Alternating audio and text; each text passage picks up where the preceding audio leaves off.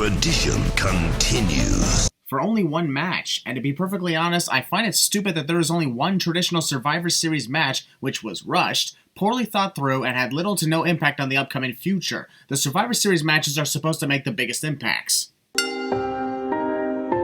Yep, the biggest impact for this event is the possibility that John Cena's career in WWE would end. But let's face it, anyone who knows anything about John Cena would know that nothing tonight will affect his overall status in WWE. Also, unless John Cena was actually going to be leaving WWE for even a month or two, what's the point in showing pictures of his childhood and early career? I'll raise Wade Barrett's hand in victory. In my opinion, what's so wrong with that? Even in 2010, I didn't get what was so wrong with putting the WWE Championship on Wade Barrett at a time where the Nexus was the dominant faction. You're spitting in the face of all those legends. How? Freaking how? With all due respect to the late Rowdy Roddy Piper, John Cena awarding the WWE Championship to Wade Barrett is not spitting in the face of anyone who ever won that title.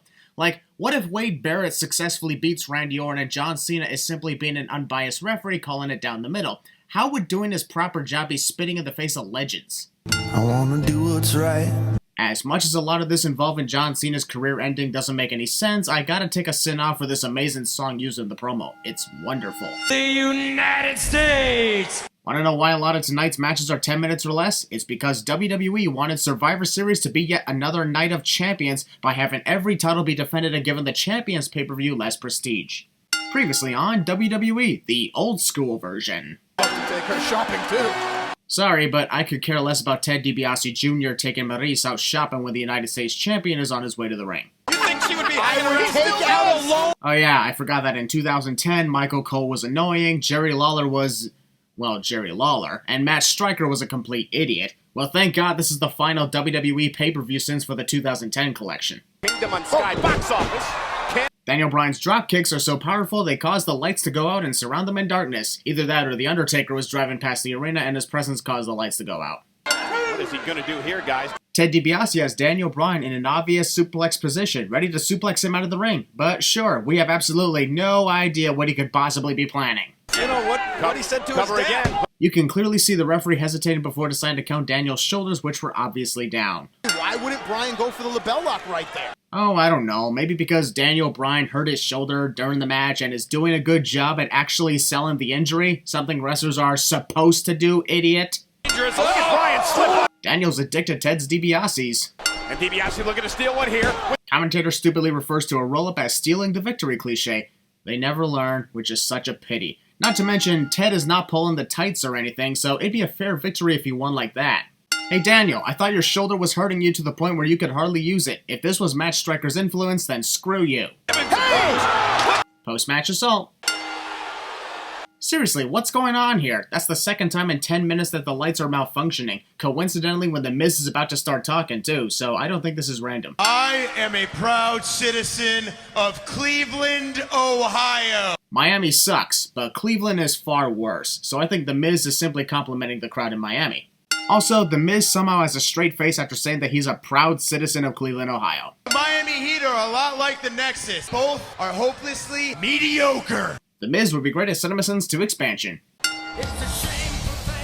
Excuse me, Sheamus isn't ready to come out to the ring yet. The audio technicians are playing his theme too early. What the hell? The two-time WWE champion. That doesn't matter right now, Michael. Sheamus is in a match with John Morrison, nothing's at stake, and can't you come up with something better to say? By John Morrison follows it up with a drop kick. Sorry, but John didn't hit Sheamus hard enough to send him out of the ring like that. That was pretty bad. And Sheamus just... No joke, both Sheamus and John Morrison were on the outside for a very long time, and yet somehow the referee was only at 6 on the counter by the time they got back into the ring. Spend less time telling them to get back in the ring and more time doing your freaking job! Sheamus is taking it out on Jomo. Hearing Matt Striker refer to John Morrison as Jomo, or anyone saying Jomo, really makes me cringe. It doesn't fit John whatsoever. Wow, that was funny. The pirate references would only make sense if we were in Tampa Bay, not Miami, and also the way Matt Striker said "arr." Missile drop kick? Does that seriously look like John Morrison attempting to do a missile dropkick, Jerry? Because I'm 95% sure that's not the case. Both superstars have till 10 to get to their feet. Thanks, Matt. We totally don't know how a freaking countout in a professional wrestling match works, and I thought stating the obvious in the present day was annoying enough. Still up! Oh, there's down in Morrison! Wow, you gotta admit, this was a surprising victory for John Morrison at a time where Sheamus was most dominant. Honestly, did not expect John to win the match via the running knee strike, much less win the match at all. Well done. And something accidentally happened to Randy Orton. R-Truth encourages a cheating victory for Wade Barrett by his own hands, thinking John Cena would be guilt-free from that. Are we sure the confused R-Truth didn't show up around this time instead of 2015? Kaval was impressive, there's no doubt about that. But if I'm being perfectly honest, I low-key did not give a shit about this title match with Dolph Ziggler, knowing full well he wasn't going to win this. Kaval earned this matchup Friday on SmackDown. Actually, Kaval earned this title match by winning Season 2 of the god-awful NXT competition show. Remember that? The winner of the competition gets a title match of his choosing at a pay-per-view of his choosing. Oh, there's my little turkey. Matt Striker just referred to Vicky Guerrero as his little turkey. Of course, Thanksgiving references. Are you not entertained? The best Intercontinental Champion. Since when did Vicky Guerrero start managing Chris Jericho? Who happened to be my boyfriend. Until the feud with Edge a couple months later, there have been literally no hints at all that Dolph Ziggler was ever Vicky Guerrero's boyfriend, with the exception of Vicky saying so herself. Hell, Dolph always seemed less than interested in a romantic relationship with Vicky. I truthfully believe Vicky was trying to convince herself more than anyone else. How do you know the whole guy's family tree? Honestly, I'm with Michael Cole on this one. It's absolutely creepy that Matt Striker somehow knows Kaval's entire family tree, to the point where he starts reciting it without pausing to make sure he didn't miss out on anybody. Jeez, talk about an extremely quiet crowd. Even the commentators aren't talking. I literally felt like I was watching a golf tournament instead of a wrestling show. Second best pro in NXT history, behind, of course, The Miz. As annoying as Michael Cole's creepy erection for The Miz and Vicky Guerrero is, he's actually got a good point. Two winners on the NXT show were The Miz and Vicky's partners. But still, no one cares anymore. You don't deserve this! Monologuing is a villain's greatest weakness, Dolph. Look at Ziggler taking advantage of that momentarily. I can't stop laughing at Kaval rolling on top of Dolph Ziggler after hitting his head off the turnbuckle. Bet Dolph didn't see that coming. The Intercontinental title has never changed hands in the city of Miami. Also, jinx or no jinx, it's bad luck to bring up history of a title never changing hands in the city it's currently being defended in. I mean, he's looking at another man's wife at ringside. Whoa, whoa, whoa, wife? Since when the hell did Dolph marry Vicky? The fuck? Let me guess, the wedding took place in Appleton, where the priest was Chris Jericho holding his newly won Money in the Bank briefcase. High-flying Look at her. Oh. Go masturbate somewhere else, Michael. Hey, you know, I call myself nice! Look at all Dolph needed to do in this case is take a small step to the left and Kaval would have missed him completely in that moonsault attempt. But of course, Dolph's going to pretend that he didn't see it coming. Now look at that. Oh! Ouch, I literally felt that kick to the face just by watching, so here's another send-off for that brutal moment. Dolph has a sleeper hold locked in while on the ropes, so why isn't the referee giving him the 5 count for the disqualification? Seriously, I should be a referee. At least I would know what to do. Zigzag. That wasn't the zigzag, you stupid dumbass. For someone who's a big fan of Dolph Ziggler, Michael Cole doesn't even know what his moves are called. Careful, Kaval, you better not be trying to expose Dolph's butt to the crowd, or worse, to Vicky. We never hear the end of that. Victory by means of grasping the tights for leverage is always a sin. It takes nearly a full hour for a pay-per-view entitled Survivor Series to start Survivor Seriesing. Not kidding, I completely forgot what pay-per-view we were at based on the first 3 matches. Jack Swagger's All-American Americans. Well, that would be a nice name, but unfortunately Alberto Del Rio is Mexican and Drew McIntyre is Scottish, so that name would not work at all. They were my grandfathers, and they're vintage. This stupid argument about Jack Swagger's vintage shoes from his grandfather. Can we just get to the Survivor Series match already? Also, stupid dashing Cody Rhodes. Don't worry, I'm your captain. Yeah, that's the problem. Arena's about to get hot. MVP was about to ignite his pyrotechnics, but then decided for whatever reason, nah, that's just stupid, and Pyro is awesome. And Big Show and Mysterio, the last 2 men standing. Michael Cole just spoiled the end result of this match, seeing how Rey Mysterio and the Big Show are the last 2 standing after all is said and done. Thanks a lot, asshole. Be the wild card in all this. 2010, when the words wild card didn't make us want to throw up every time we heard them. Feeling a little nauseous right now, not gonna lie. Remember the rules, 5-on-5. Before Michael Cole even has a chance to annoy us with how the rules of a Survivor Series match works, I'm gonna say, skip! I just saved your lives. You can thank me now.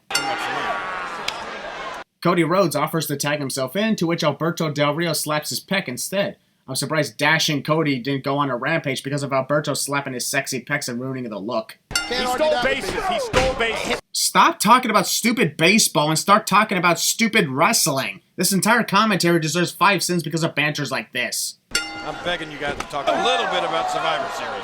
Jerry, stop trying to take my job. It's my job to call out the flaws of what goes on during these pay-per-view events. Rey Mysterio leaped into the air before Cody could even connect the beautiful disaster kick. Try again. Just what's the strategy here? You're 3 minutes late to asking that question, Matt. That's what happens when you spend the first 3 minutes of this match arguing with Michael about baseball players and the price of Alberto Del Rio's car. Leadership by example, of course. A leap over the top rope. A leap onto the second rope. All just to slap Alberto in the arm and almost miss him completely. All that for a little slap. We're looking at the future and the present. Tyler Rex and Chris Masters. When you hear that in 2010, you think Chris Masters and Tyler Rex should do great. When you hear that in 2019, your first response is, who the hell were they again? And that's just sad. McIntyre. Oh! Ow, my hands! Oh, grabbing it. He's got the legs. I get that Alberto was hanging onto MVP's legs, but there are other ways to kick out of a pinfall without literally kicking out. Plus, Alberto didn't even look like he had much of a grip on MVP's legs at all. And the captain. Alberto Del Rio was a complete fucking idiot. Why didn't Alberto just do that in the first place instead of spending the past 15 seconds arguing with Drew McIntyre about tagging in? This somehow was enough to deem Alberto unable to continue in this match, even though he never technically got eliminated. Mysterio's look like it's working together. That is clearly Kofi Kingston working together with the Big Show, not Rey Mysterio. How can Matt confuse those two apart in any way? Frustratingly ugly now by hitting him. If you told me that this guy would become a successful businessman running an elite wrestling company 9 years later, I would have also slapped you in your dashing face. Also, this entire temper tantrum is getting 3 sins simply because it's a waste of time and it bores me. And because I can do whatever I want. Hold the jacket! Why didn't you just immediately tell Justin Roberts to hold your jacket with a mirror instead of spending the last minute throwing a hissy fit? How the hell can Cody be able to see his proper reflection in that mirror? That looks like one of the style mirrors you would see in a hall of mirrors to make you look funny. The Survivor Series. Kofi seriously didn't see Jack Swagger coming to punch him, not even in his peripheral vision? How? Now we're going to see what Tyler Rex is made of. Incoming! Based on what's been happening from the moment he got tagged in, I highly doubt we're going to see what Tyler Rex is made of, Matt. A botched chokeslam concludes this otherwise decent Survivor Series match, and there will be no more Survivor Series matches in the remaining hour and 40 minutes of an event called Survivor Series. I am not thinking about John Cena. If there's anybody I feel bad for in this match, it's Randy Orton. He's the WWE champion, and throughout this feud, he was made to look like the afterthought. The feud is mainly John Cena versus Wade Barrett. It isn't about John Cena, free or fired. Actually, that's literally all this match is about, and just like the previous sin, that is extremely sad to think about. Punt to the skull or RKO. Or how about both? Since there are 2 Divas Championship titles, can we all agree that this technically qualifies as the first WWE Women's Tag Team Championship reign before the actual titles arrive 9 years later? Watching Survivor Series live all over the world and places. This is the second or third time tonight that Michael is announcing how many countries are watching Survivor Series. It would only be more interesting if he wasn't constantly repeating the same countries over and over and over again.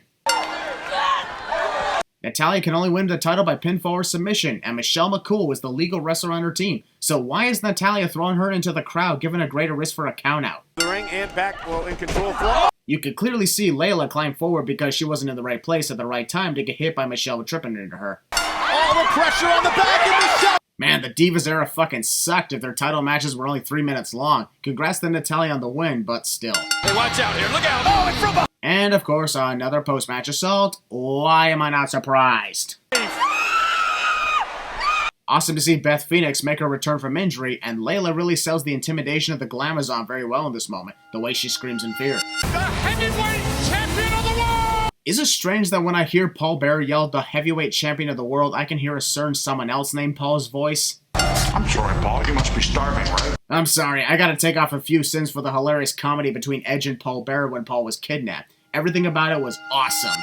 Physically, you can't beat this monster. Even though several wrestlers over the years has beat this monster, this statement would only work if nobody has ever defeated Kane, which would actually be impressive. Kane gets his hands on Edge. Kane reacted a little too late from Edge's kick. So to speak. Oh, come on. When I see a match between Edge and Kane for the World Heavyweight Championship, I think the moves wouldn't suck. How wrong I was. The Heavyweight Championship has never changed hands in the city of Miami. That's the second time that Matt Striker noted how a certain title hasn't changed hands in the city it's being defended in, and because he said that, the World Heavyweight title was retained, just like the Intercontinental title was retained earlier. Stop saying that all the time, man! And throughout this entire title reign of Kane's, he's been demented. Kane being demented goes way beyond this current world title run, Michael. How the hell could you not know that? Earlier, Kane climbed to the top rope for his vintage clothesline and got countered, so he figures doing it a second time would do the trick. Guess who failed in the end? Spoiler alert, it was Kane. I don't know if that's a good idea. Kane is addicted to Edge's rated R superstars.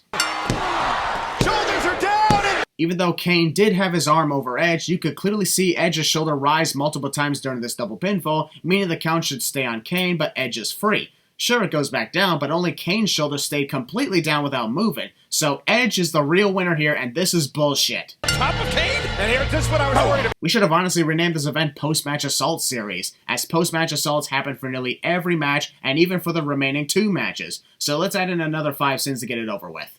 This is where the Nexus chose to make their mark on history. What a coincidence! Santino Marella forgot to put his straps on prior to entering for the WWE Tag Team title match tonight. Then again, he isn't the brightest, but it's still a sin. Moments ago, you heard Wade Barrett talking to John. Does Santino not know that Justin Gabriel's from South Africa and they don't do that prior to wrestling matches? Eyes on the rest of the members of Nexus because you know. No one will be seated during the Nexus constantly stomps on Vladimir Kozlov while tagging in and out for the next minute sequence. Tina. The referee had his attention to getting Heath Slater back into his corner, so why didn't Santino take advantage of the distraction and attack Justin Gabriel to free Vladimir Kozlov? The opportunity was right there. Man, he's an idiot. Alright, that comeback was awesome and worth a sin off. At least there's one good moment in this otherwise wasted time match. The Anonymous Raw General Manager. Championship match. Even if the Anonymous Raw General Manager phase was annoying, nothing is more annoying than the what chance. If I don't have this, I don't know what else I'll be doing. My oh my, how the tables have turned these days, Mr. Hollywood. But you'll be the biggest phony in the WWE. The only way John Cena would screw over Randy Orton is if he literally helps Wade Barrett defeat him. But again, I ask, what if Wade wins fair and square? That doesn't qualify as screwing Randy over or spitting in the faces of legends who won the title. God, this whole thing makes no sense. The WWE title has changed hands 3 times in Miami, the last time involving John Cena. And I thought I was such a nerd when it came to WWE facts. And also, nobody cares, Matt. Not important. Won by pinfall or submission. That dumb fan who randomly stood up and shouted Orton's a piece of garbage. Congratulations, dude. You got your 3 seconds of attention. Here's a free beer. Now sit your ass down. And now Cena Doesn't the rule state that the match can only be won by pinfall or submission? If that's the case, then there are no disqualifications, thus Randy can continue the assault on Wade in the corner without worry. So why is John Cena pulling him away if he's not breaking any rules? Championship cannot change hands on a countout. Even Matt Striker has completely forgotten that there are no countouts in this match. What part of match can only end by pinfall or submission doesn't anybody understand? Jesus. and a cover by Barrett on the champion. I can't be the only one who heard John Cena say punt instead of 1 in that first count, right? Right? Someone is probably hoping that John Cena's fired. Well, for me, I wanted to see it happen simply to see if WWE would actually go through with it. Man, how stupid was I back then? The rest of this match is Wade arguing with John Cena and eventually getting caught in an RKO. The end. The crowd are chanting for somebody who's not even a participant in the WWE title match. Guess this was the origin of fans chanting for the referee when they're not bored out of their minds. Look out! Referees are not supposed to put their hands on the competitors. Also, calling it down the middle my ass, John Cena did the one thing that everyone told him qualified as spitting in the face of legends, by helping someone win the WWE title. Just because it was Randy Orton he helped doesn't make it better. Oh my God. Cena's free! Matt just had to ruin the entire moment with his botch. John Cena is fired, not free. God, he's the worst piece of garbage in commentary history. The last 15 minutes of this pay-per-view would be emotional if it wasn't a complete waste of time, as John Cena always kept showing up, and even his goodbye speech was pointless. So what's the point of mourning his career's so-called death when it was never even going to happen in the first place? Every build-up to this was for nothing.